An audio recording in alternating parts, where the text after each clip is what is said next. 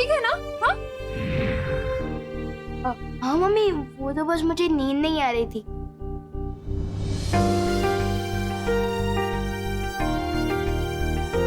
तो बिस्तर पे नहीं दिखा तो सारे घर में ढूंढा तुझे, नहीं मिला तो कितना डर गई थी मैं, जान निकल गई थी मेरी। आप चिंता मत करो मम्मी, जब तक आप मेरे साथ हो मेरे साथ कुछ बुरा नहीं हो सकता। चल सोने चलते हैं।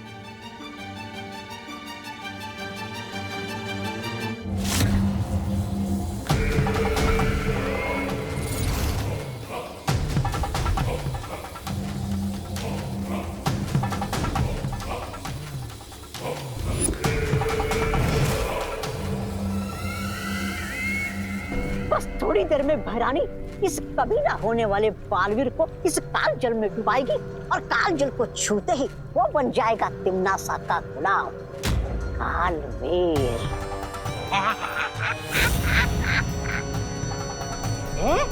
अरे ये कहते हैं मेरे दिमाग में एक जोरदार योजना आई है। कैसी योजना? कि अगर तिम्नासा के बजाय मैं फटाक से जाके विमान को काल जल में डुबा दूंगा तो मैं बन जाऊंगा इसका आका। तो भाई राजा, वैसे ये योजना आपके दिमाग में आनी चाहिए थी, लेकिन आएगी भी कैसे? उसके लिए दिमाग भी होना चाहिए ना।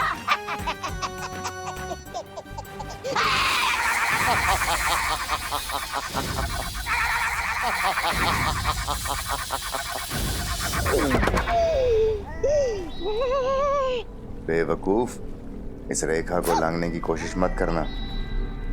इस विधि को केवल वही अंजाम दे सकता है जिसके नियंत्रण में काल जल और काल आकाश हों, और वो नियंत्रण सिर्फ और सिर्फ तिम्नासा के पास है। माफी चाहता हूँ।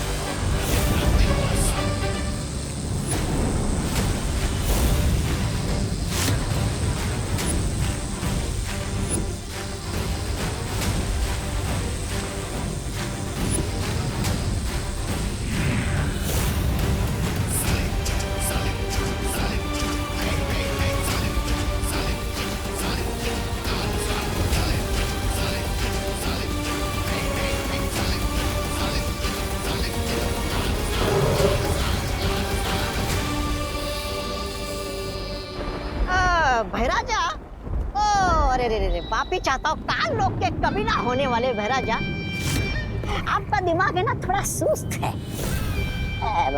ऐसा मैं नहीं, काल लोग वाले बोलेंगे। ये देखकर कि आपने आकाश और धरती का रास्ता तो बंद कर दिया, लेकिन वो बालवीर काल जल से निकल आया और बोला था पाप। बेवकूफ, इस काल जल को अगर कोई छू भी लेगा तो पता है क्या होगा? क्या होगा?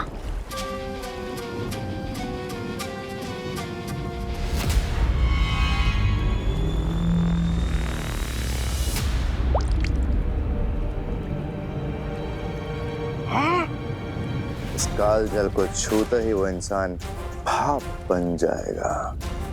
हाँ? फिर तो ये उत्तराधिकारी थोड़ी देर में कालजल नहीं, भाप का बादल बनकर ऊपर मंडराएगा। बेवकूफ, इस काल जल पे केवल तिम्नासा का नियंत्रण है। जिसे भी वो इस जल में अपनी मर्जी से डालेगी उसे कुछ नहीं हो सकता। ओह अच्छा, समझ गया। भैरानी जिसे काल जल में डालेगी उसका होगा और जो खुद से काल जल में जाएगा उसका हो जाएगा स्वाहा। वाह!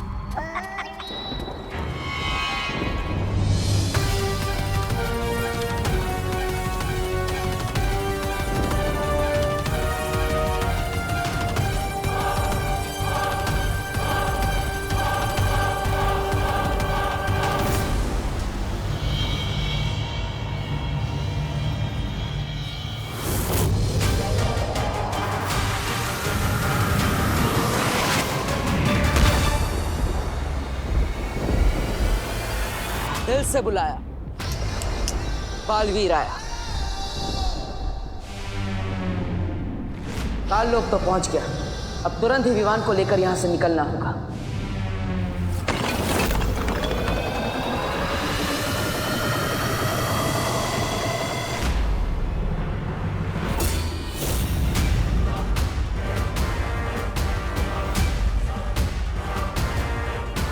रानी, नंदी में उंगली की कसम, उस बालवीर की मृत्यु और इस कालवीर के जन्म में बस कुछ ही दूरी का फासला रह गया।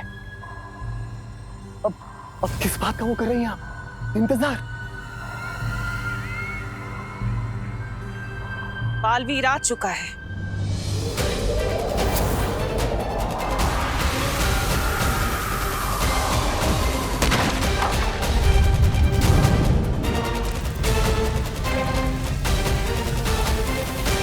बालवीर? अरे नहीं नहीं भैरानी, मेरे रहते हुए बालवीर क्या, बालवीर का बालवीर नहीं आ सकता यहाँ पे।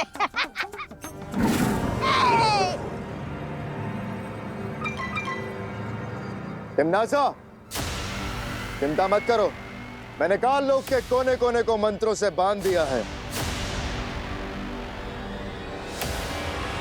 अगर बालवीर ने यहां कदम भी रखने की गलती करी तो बहुत पछताएगा, और अगर उसने उड़ के भागने की कोशिश की तो ये काल आकाश उसे भस्म कर देगा।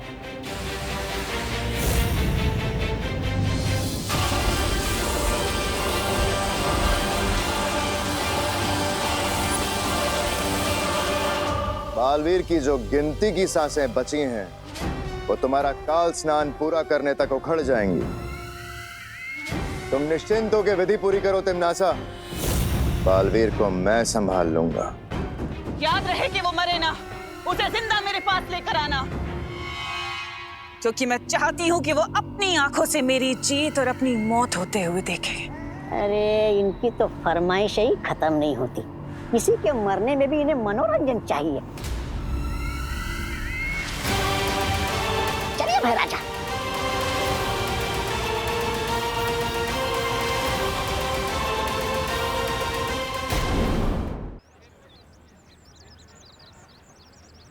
अरे छेड़ा, हाथ कैसा है?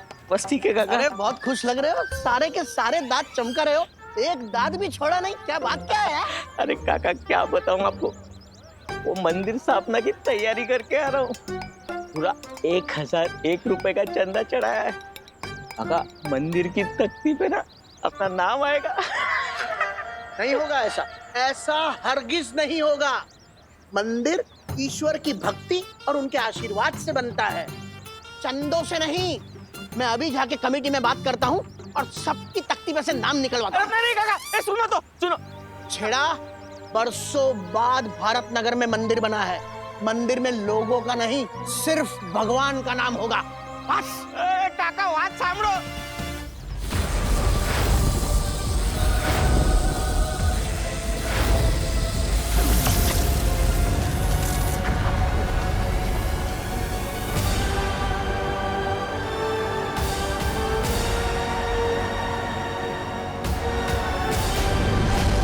ये हुई ना बात, इस सुरक्षा कवच ने मुझे काल लोक के आकाश से बचा लिया। काल लोक की हवाओं में चारों तरफ बुरी शक्तियों का जाल बिछा होगा। अच्छी नियत से किया गया जादू बुरी नियत पर हमेशा हावी होता है माँ। मैं अपने चारों तरफ एक ऐसा सुरक्षा कवच बनाऊंगा जिसमें ना ही काल लोक की हवा होगी और ना ही काल लोक का आकाश। इस सुरक्षा कवच के लिए हर परी को अपनी शक्तियां बालवीर को देनी होंगी।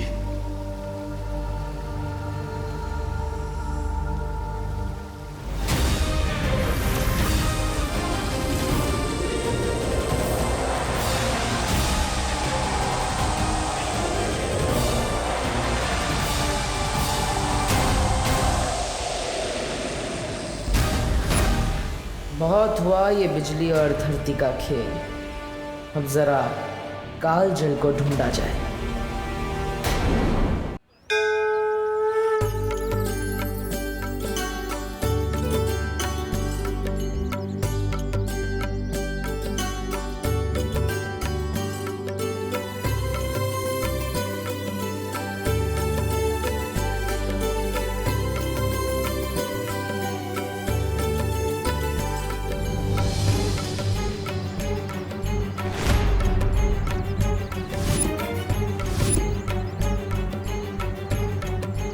आग आग को देखते ही मेरा दिल धबड़ धबड़ करने लगता है।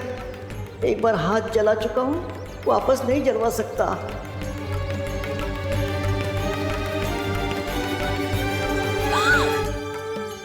क्या? सॉरी मम्मी, वो हाथ से थाली फिसलने वाली थी। मैं हूं ना, डरो नहीं, पूजा करो ऐसे।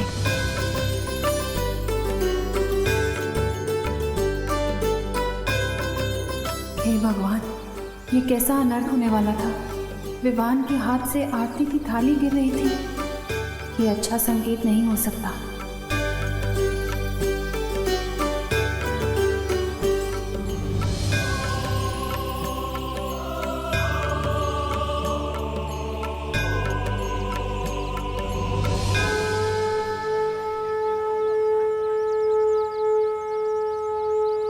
गणपति बप्पा मंगल मूर्ति।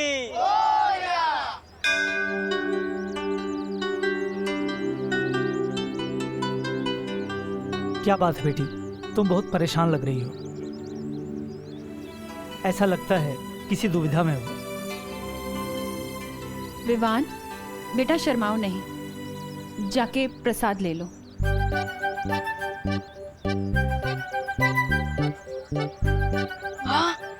मोतीचूर के लड्डू। लड्डू देखते ही मेरा दिल खुशी के मारे धबड़ धबड़ करने लगता है। समझे कि नहीं समझे? पंडित जी, वैसे तो विवान हमेशा मेरी आंखों के सामने रहता है, लेकिन पता नहीं क्यों कुछ ठीक नहीं लग रहा। मन बहुत बेचैन है। मुझे ऐसा लग रहा है जैसे मेरे विवान पर कोई बहुत बड़ी मुश्किल आने वाली है। माँ का दिल ऐसा ही होता है बेटा। तुम बस भगवान से प्रार्थना करो, वही तुम्हारी बेचैनी को दूर कर सकते हैं। जी।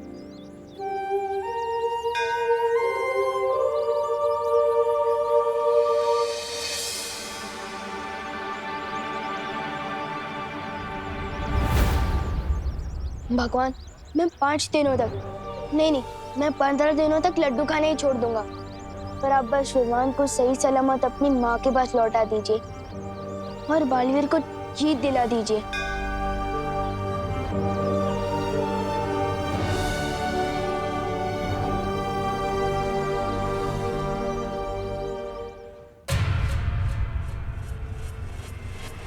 रुको। इसी जगह से बालवीर मेरा बनाया हुआ सुरक्षा कवच भेद कर अंदर गया है। अरे वाह, फिर तो बधाई हो महाराजा। आपके बनाए हुए धरती आकाश वाले चक्रव्यूह में फंसकर बालवीर की हड्डियों का तो दंत मंजन बन गया होगा। बालवीर छाप दंत मंजन। वाह।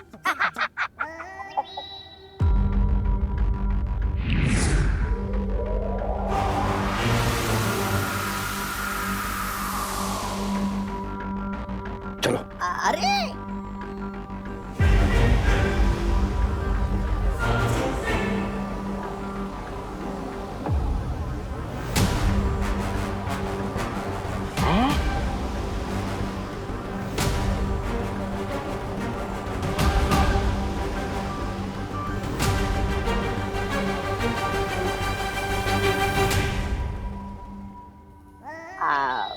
आपको देख के लग तो रहा है बहराजा कि आप कुछ सोच रहे, पर बिना दिमाग के सोचने में दिक्कत नहीं होती बहराजा। ऐसा मैं नहीं, कालोक वाले बोल रहे बाहर। चुप बेवकूफ। मुझे यहाँ से गलत संकेत मिल रहे हैं। बालवीर अभी भी सही सलामत है और यहीं आसपास है। क्या? आपके बनाए हुए चक्रव्यूह में चूहा पकड़ में नहीं आ सकता, बालवीर क्या खाक आएगा? ऐसा मैं नहीं बोल रहा हूँ, कालोक वाले बोलेंगे जब उन्हें पता चलेगा कि ये। जब पतंगे की मौत आती है ना, वो खुद ब खुद उड़ के दिए की तरफ जाता है। बालवीर भी यही कर रहा है। वो जरूर कालजल के पास गया होगा। चलो। अरे भैरानी विजय हो। अन्नी उंगली की कसम, हैरानी की जय जयकार केवल काललोक में नहीं, पूरे ब्रह्मांड में गूंजेगी। पूरे ब्रह्मांड में भैरानी की जय, भैरानी की जय।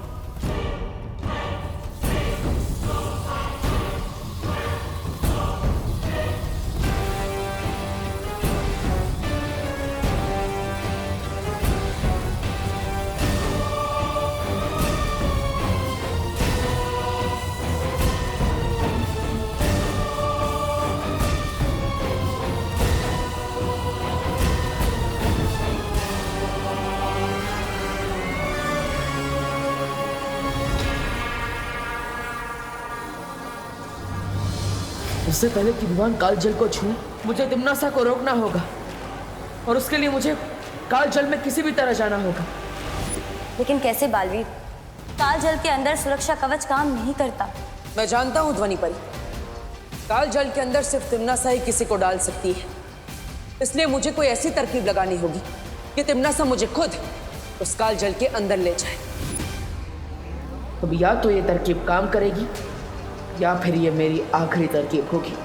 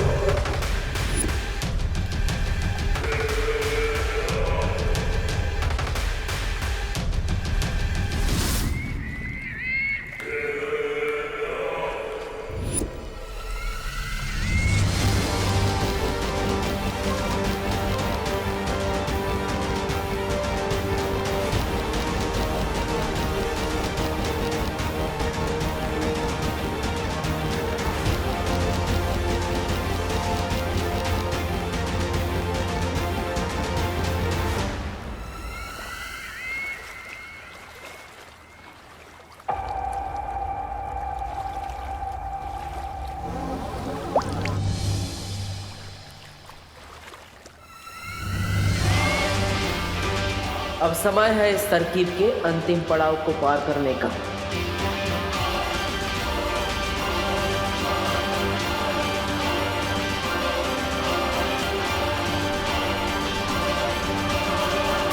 अक्रूर,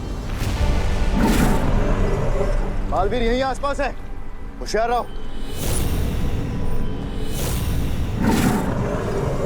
बस कुछ क्षण और, उसके बाद इसे बालवीर तो क्या भगवान भी नहीं बचा पाएगा।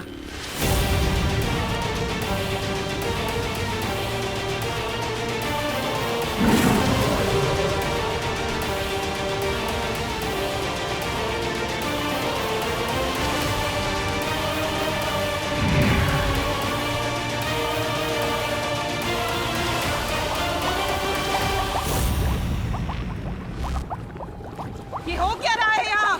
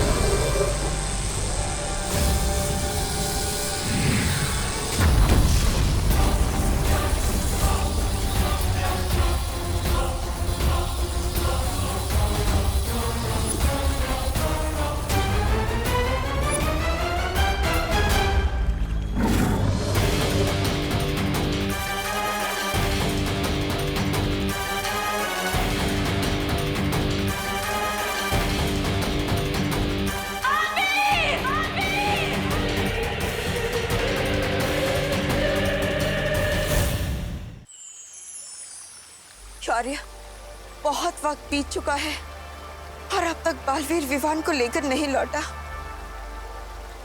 कहीं कुछ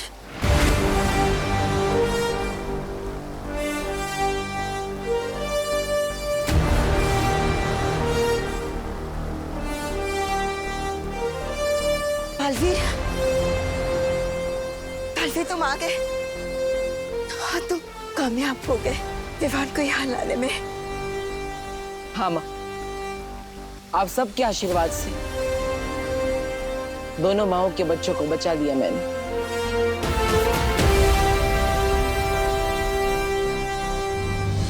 खुश रहो बालवीर, खुश रहो। हम सबको बहुत गर्व है तुम पर। चलिए बालपरी, अब हमें विवान को लेकर वीरसेन के लिए चलना चाहिए। शौर्य, तब तक आपको पृथ्वी का सुरक्षा कवच हटाकर वीर लोक पर वापस लगा देना चाहिए। हो सकता है तिम्नासा यहाँ वापस हमला करे।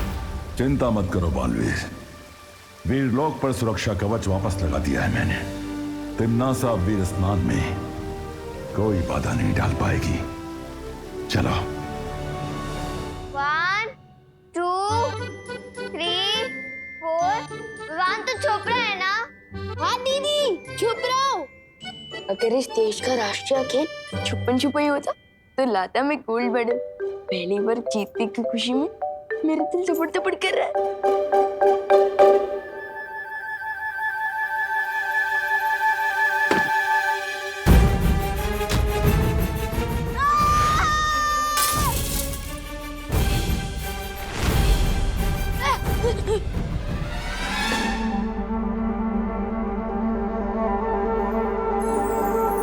हिम्मत बहुत है मेरे अंदर, पर याददाश्त थोड़ी कमजोर है।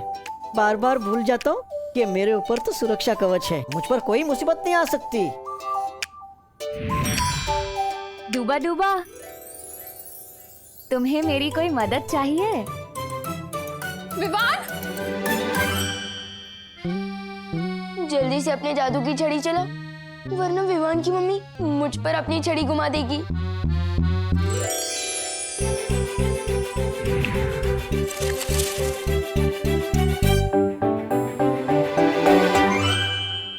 क्या हुआ बेटी? विवान! विवान! क्या हुआ? तू चीखा क्यों बेटा? कुछ नहीं मम्मी, वो बस चिपकली दिख गई थी। मुझे लगी है क्या कहीं? हाँ? नहीं। 1 मिनट। बेटा क्या कर रही हो? पापा जी, भगा रही हूँ बुरी बला को, इसकी नजर उतार के। नहीं बेटा, कुछ नहीं हुआ है विवान को। विवान बिल्कुल ठीक है।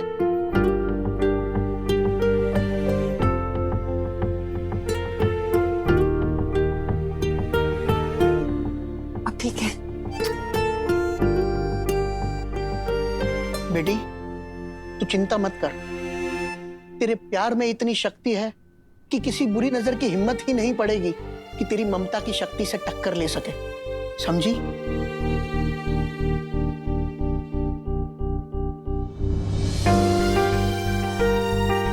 ऐसा क्यों लग रहा है कि विवान मुझसे दूर जाने वाला है?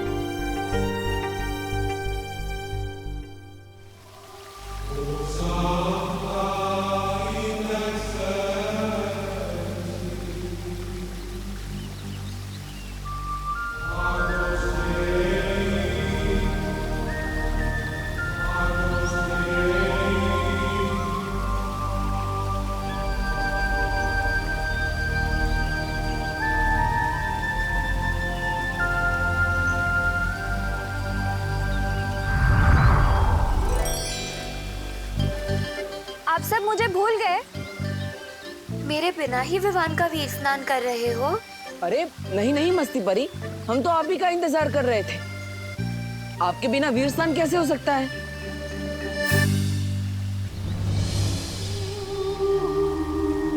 बालवीर, ये लो वीर वृक्ष की माला, इसे विवान को पहना दो।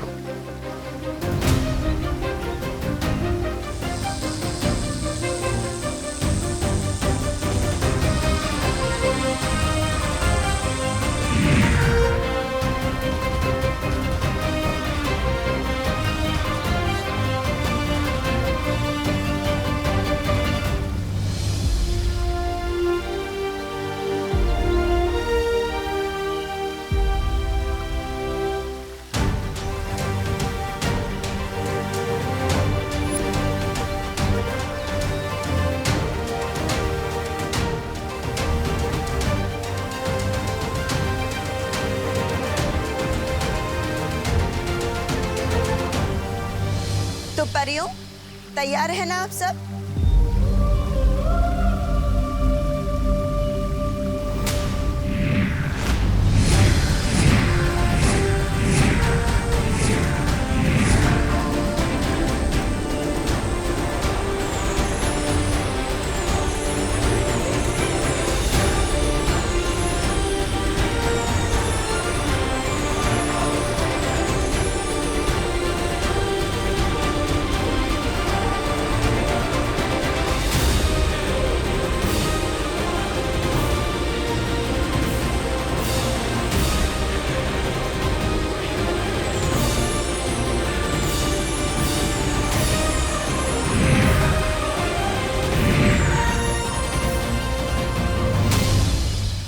आर्य, अब विवान के परितारा अभिषेक का समय आ चुका है।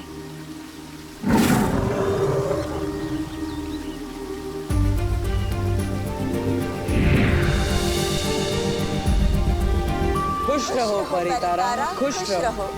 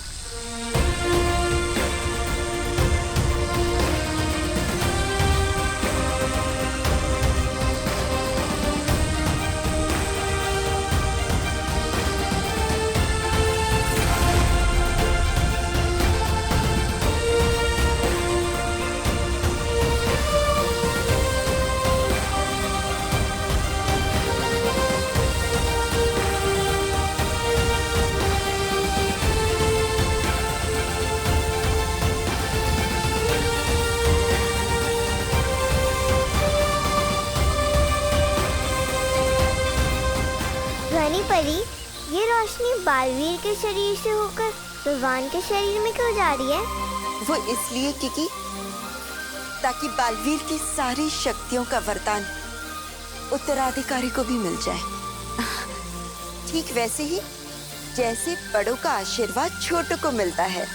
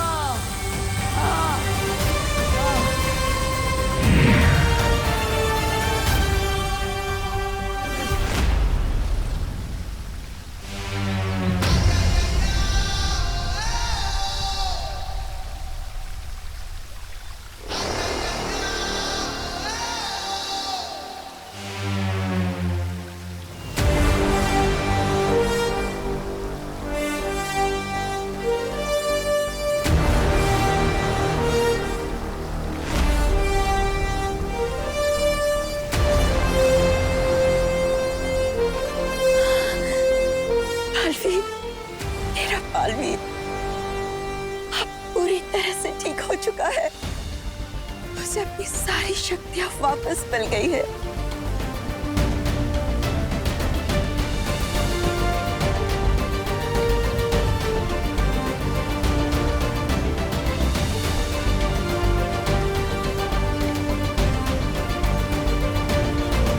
हे पार्टनर,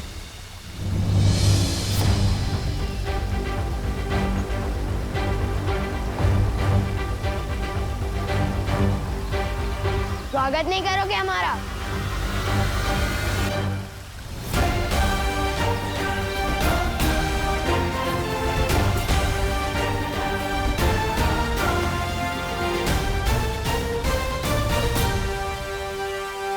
दिल से बुलाया, बालवीर आया।